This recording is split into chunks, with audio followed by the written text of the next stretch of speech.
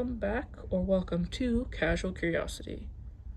Today's topic will be, as I have determined, will be dreams, because I had the strangest dream last night and I wanted to know the science and the meanings behind dreams and certain dream sensations. Of course, I will have my wonderful research as reference, so if you see me darting back up and down, it's because I wanted to state something correctly and not give you guys the wrong information.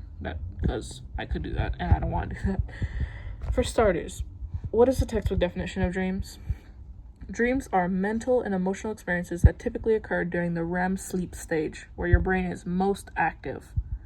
While the exact purpose of dreams is unknown, dreams are said to help in compiling memories, understanding recent events, and even problem solving in your waking life. What are dreams typically composed of? In the autobiographical nature of them, dreams are linked to recent events, conversations, or issues in your waking life. Things you may be dealing with, some things you may be trying to escape, like certain anxieties, certain responsibilities, or even like scenarios they may be going through, or situations they may be going through. I would like to make this known, ignore what I just said, but I would like to make this known that if you see a face in your dream, even though you may not recognize it, you have seen them in real life. Just to disclose, like, if you see someone you don't recognize, even if they are someone like that's truly unknown to, you have seen them at least once. You may have given them a glance in public.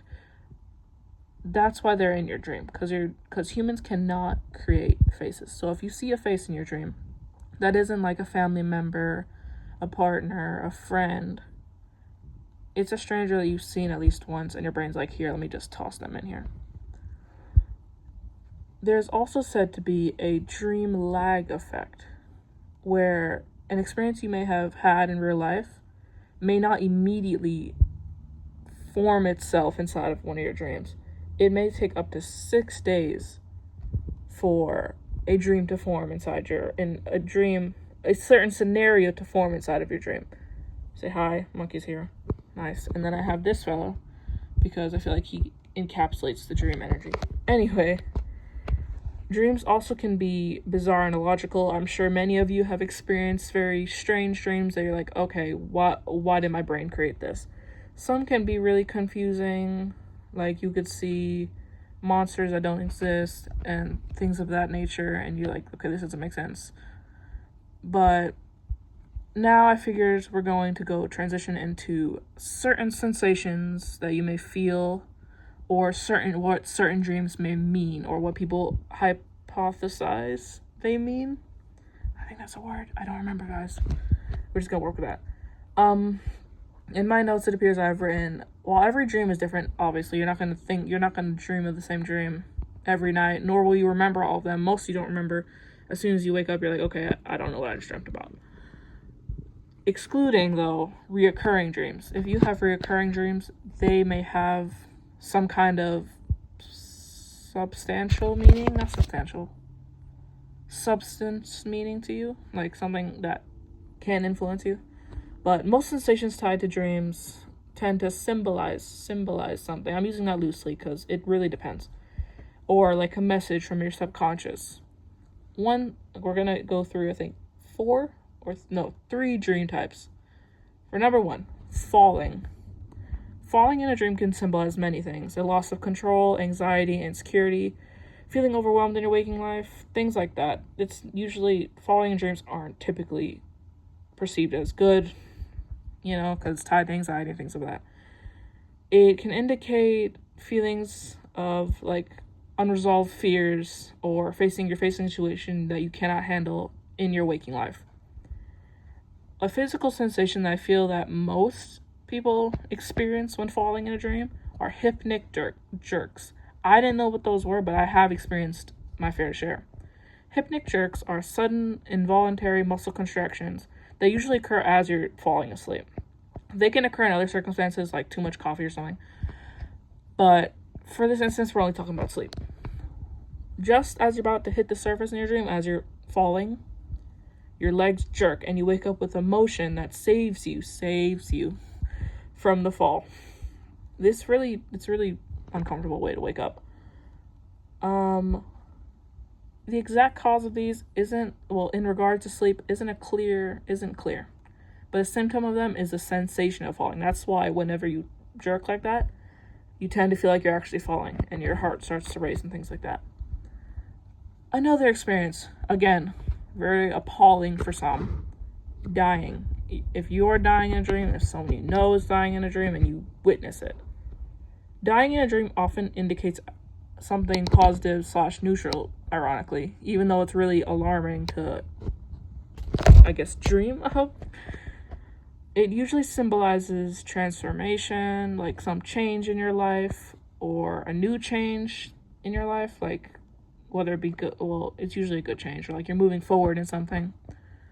And it's often representing personal growth and renewal. I don't know if that's the right word, that's why I'm using the air quotes. Death, even though it's appalling, it's never literal. You're not actually going to die in real life. People may see it as like a bad omen, like, oh my gosh, I'm going to die tomorrow because I experienced this in my dream. No. It's not as bad as they seem. Yes, it's not a great thing to picture and experience, but it's not necessarily a bad thing. Some physical and mental sensations can be felt before and after these types of dreams, like a pounding heart, leg movements, like I mentioned, the hypnic jerks, but more in a anxiety-driven way, and shortness of breath. Some people wake up in like a cold sweat, or they're breathing like hyperventilating. That's why you feel like a sort of like I need to hold on to myself before I get really anxious. And the last one we'll be talking about is being chased. Very common experience for some. I personally don't think I've experienced this yet. I've experienced falling and death, but I have not experienced being chased yet. At least not that I would remember, right? Because you can't really remember dreams like that. Getting back on topic. Dreams of being chased usually symbolize that you're running away from something. Well, running away from something as in like responsibilities or something you don't want to deal with, right?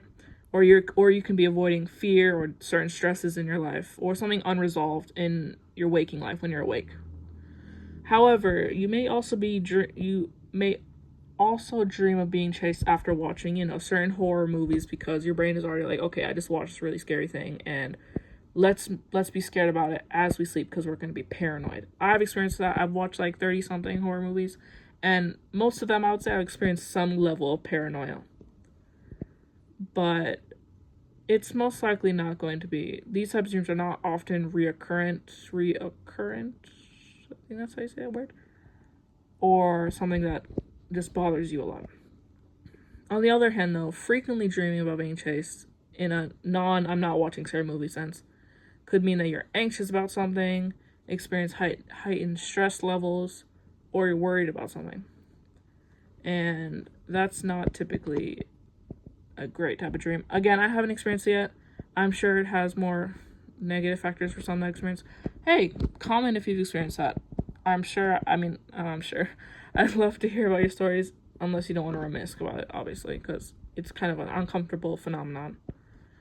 Anyway, that'll be all for now, because I'm kind of talking a lot. That'll be our end of our discussion here, and I hope you learned something. I didn't want to ramble too much, keep you too not entertaining enough, I don't know.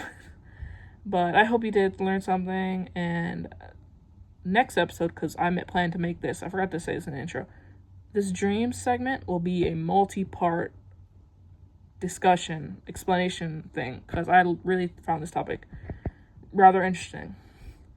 On our next episode of this, though, we will be talking about nightmares. I've had a few, but not ones I'd like to recount, Anyway, remember to stay curious, and see you next episode. Sweet dreams.